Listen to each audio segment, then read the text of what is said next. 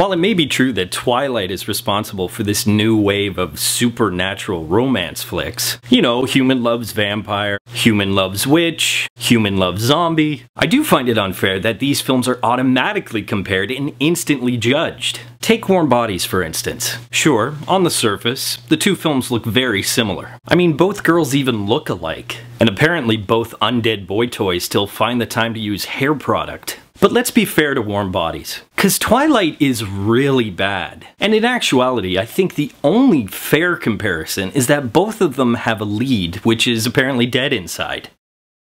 Actually, their cold blank stare and slow emotionless acting is eerily similar too. This is real school.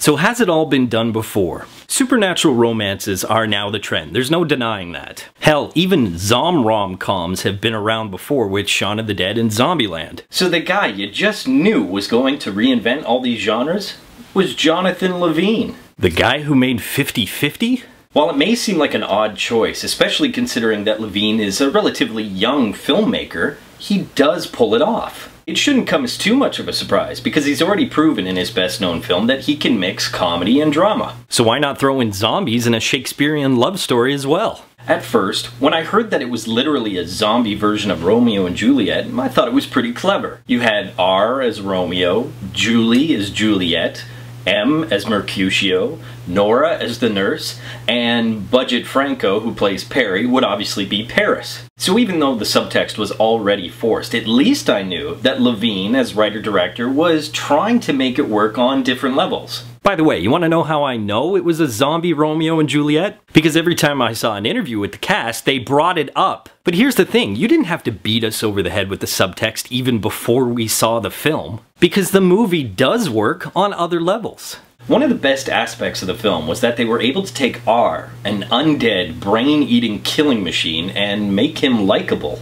While making the zombie the main character of the movie may not be completely original, I mean, Juan Carlos Fresnadillo tried it in 28 Weeks Later, Warm Bodies actually pulled it off. There is a huge difference between Robert Carlyle's zombie, who is the main character in 28 Weeks Later, going to town on his wife, than there is with the wide-eyed puppy dog look that Nicholas Hoult gives us in this movie. R is an amazing character. He's cute, funny, charming, and so you actually understand why Julie would fall in love with him. Aside from R, I really felt that most of the characters were just kind of there. They weren't really developed at all. And even though the film should have been about both of them, I felt that that included Julie as well. You really didn't care about her too much. But that's okay, because R was such a great character that he could really carry the film all by himself. That also, sadly, included John Malkovich's character. He was barely on screen, and you really didn't care about him, but you knew he was a villainous force. The one character that I really felt stole the show, though, was Rob Corddry's M. Even as a zombie, Corddry's performance was very touching at times and had amazing comedic moments. In fact, pun intended, the guy really breathed some life into this film. So, what I consider to be Rob Corddry's best performance on film, he is Warm Bodies for the win.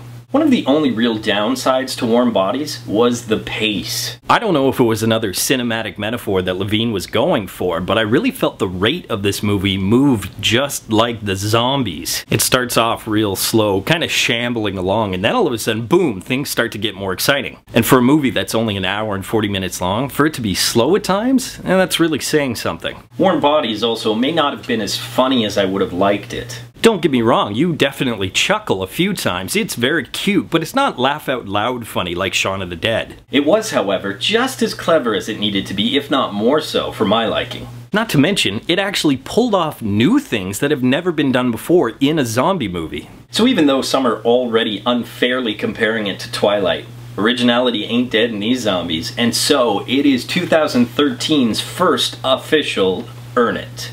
Be sure to stay tuned to Real School, we've got some amazing things coming up. Later this month, we're gonna have a few new formatted videos, not just reviews, so some exciting things happening. Of course, during Oscar night, we will be tweeting live, so you have to join us then. Which means that within the week, we will have a quick update video telling you how you can win the amazing grand prize on Oscar night. Not to mention who the secret guest host is. So, subscribe to Real School, follow us on Twitter, and until next time, school's out.